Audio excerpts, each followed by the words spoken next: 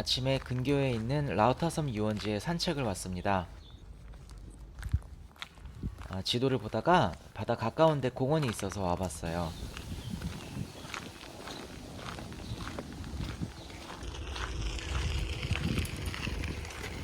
깔끔한 주택가도 있고요.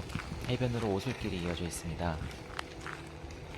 조용하고 경치가 굉장히 좋은 곳이었는데요. 해변가 앞에서 잠시 산책을 해봤습니다. 여기는 제가 머물렀던 아파트 숙소입니다. 1층에 상가가 있는 건물이었는데요. 번화가랑 그렇게 멀지 않았는데 골목이 또 꽤 조용했어요. 예전부터 제가 방문하고 싶었던 곳이 있는데요. 바로 카모메 식당 영화에 나왔던 그 식당입니다. 현재도 일본 분들이 운영을 하고 있습니다. 라빈톨라 카모메라는 이름으로 운영되고 있어요. 안에 들어가 보니까 영화에서 보던 모습보다 조금 달라졌습니다. 그래도 안에서 밖에를 보는 풍경은 좀 그대로인 것 같습니다.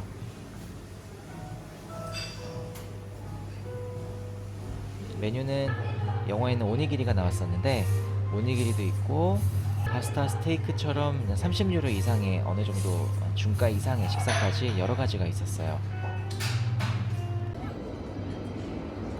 식사를 마친 다음에 골목을 쭉 걸어서 중간에 길가에 있는 카페에 들렀습니다.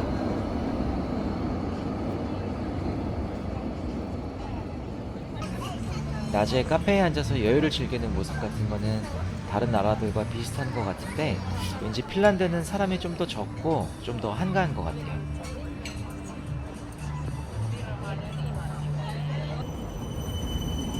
어제 방문한 센트럴 마켓 쪽인데요. 한번 다시 와봤습니다.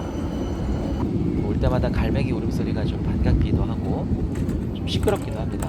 이 핀란드에서는 걸어다니면 갈매기를 워낙 자주 보게 돼서 나중엔 좀 귀찮아져요. 저 앞에는 옛날 기차역처럼 생긴 전통시장이 보이고요. 이쪽 방향으로는 관람차가 보입니다. 저 위에 색깔이 다른 한 칸이 이게 사우나 칸이에요. 예전에 TV에서 본 적이 있는데 안에 들어가면 돌을 구워 놓고 물을 뿌려서 증기를 발생시키도록 해놨습니다. 이 항구는 그 핀란드랑 스웨덴 사이에 있는 섬으로 가는 배도 있어요. 여기뿐만 아니라 가까운 에스토니아 탈린이라는 도시로 가는 배도 있는데 거기는 조금 떨어져 있습니다. 비행기를 타고 떠나는데요. 원래 제 여행의 주요 목적지가 이제 헬싱키도 포함이지만 폴란드 바르샤바랑 또 체코 프라하입니다. 헬싱키 공항은 정말 핀란드스러웠어요. 깔끔하게 블루 화이트 톤이 있었고요.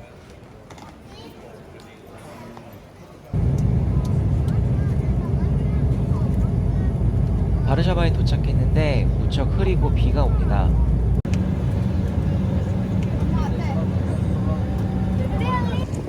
처음 도착한 곳은 바르샤바 왕궁인데요. 거의 1000년 가까이 됐습니다. 13세기에 지어진 궁전을 복원해 놓은 곳이라고 합니다. 도착하자마자 노래 공연이 있었어요.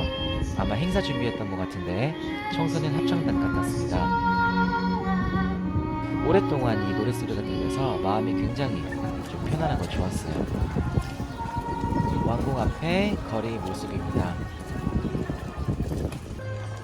폴란드 도착한 지 얼마 되지 않아서 왕궁만 좀 보고 숙소로 가려고 해요. 폴란드는 사실 우리나라와 그렇게 친숙하지는 않죠. GDP도 낮고 그래서 보통 여행자분들이 서유럽을 먼저 많이들 가시는데요. 그래도 옛날에 폴란드는 지금의 서유럽만큼 꽤 강하고 또 화려했던 국가인 것 같습니다. 이 왕궁을 보니까 아무리 왕궁이기는 하지만 아무것도 모르고 보기에도 꽤 화려하고 또 괜찮았던 것 같아요.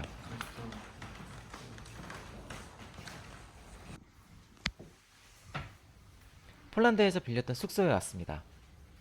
넓고 오래된 아파트인데 1층에 있었어요. 조금은 우리나라 할머니 집 같은 좀 감성이 있었고요. 아파트는 오래됐는데 또 어찌 보면 또 옛날 우리나라 80년대 같은 감성과 포근함이 좀 느껴지기도 했어요. 말 그대로 서민 아파트죠.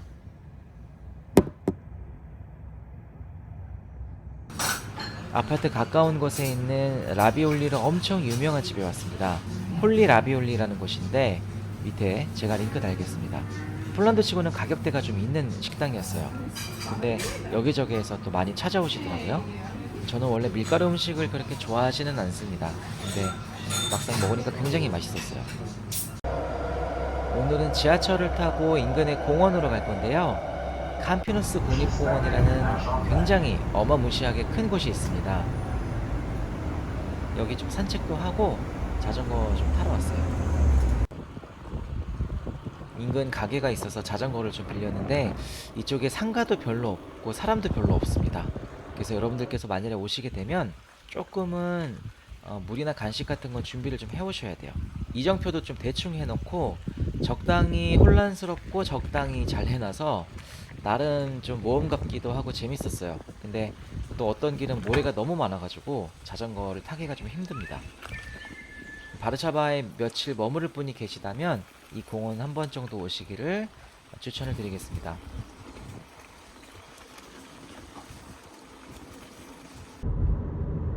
바르샤바에서 서쪽에 오면은 소아체프라는 도시가 있습니다. 쇼팽의 생가가 이 소아체프 근처에 있어요.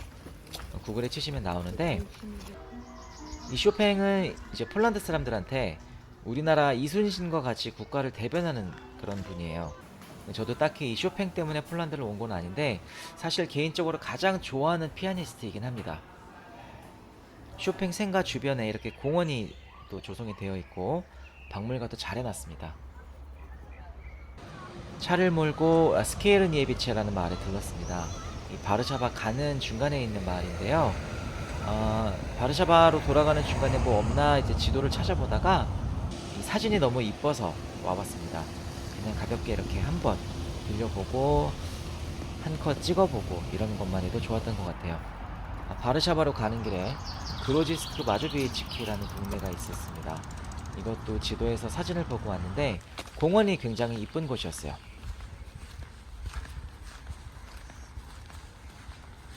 자꾸 우리나라랑 비교하는 게 좀 안 좋은 습관이긴 한데 이 폴란드는 사실 기본 인프라에서 우리나라보다 좀 뒤처지잖아요. 근데 이런 공원이나 예술 쪽에서는 아무래도 훨씬 숙성된 인식이 있는 것 같습니다.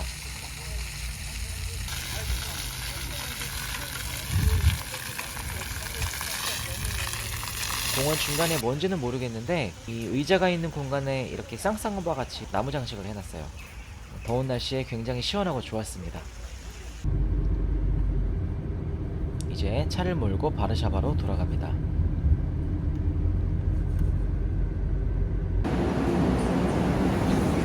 오늘은 기차를 타고 체코로 갑니다. 원래 계획은 밤기차를 타고 가는 거였는데 사정상 드브레지크 콜레오비라는 그 조그만 간이역 같은 곳에서 하루를 머물고 다시 아침에 출발했어요. 사실 유럽 기차 여행은 무조건 밝을 때 가시는 게 좋습니다. 어디를 가시던지 간에 대체적으로 경치가 굉장히 좋아요. 서유럽이든 동유럽이든 맑은 날에 창밖을 쳐다보며 여행하는 그런 맛이 좀 있습니다. 프라하에서 머문 숙소인데요. 생각보다는 굉장히 좀 럭셔리해 보이는 숙소였습니다. 도착하자마자 비가 좀 많이 와서 좀 추웠어요. 근데 운치 있어서 좋았습니다. 보통 유럽에 있는 건물들은 좀 어느 정도 연식이 있잖아요. 고풍스럽고 층고도 굉장히 높아서 아주 좋았어요. 창문도 크고요. 이런 정도 집이면 만일에 여유가 된다면 좀 장기간 렌트해도 좋겠다라는 생각도 들었습니다. 약간 갤러리 같은 분위기였어요. 뒤쪽에 보시면은 다른 집들처럼 다닥다닥 붙어 있습니다. 그냥 앉아서 창밖만 쳐다봐도 굉장히 분위기가 좋아서 이번 제가 여행하는 숙소 중에 가장 좋았던 곳이 아닌가 싶어요. 프라하 오시는 분들은 누구든지 한 번씩 오시게 되죠. 구시가 광장인데 앞에 이렇게 파랗게 두 개의 탑처럼 생긴 게 틴 성모 마리아 교회입니다. 교회 맞은편으로 돌아보면 이런 건물이 보입니다. 이 건물을 이렇게 코너를 돌아보면 프라하 천문시계가 있죠. 밑에 천문시계가 보이고 높이 솟은 건물이 있습니다.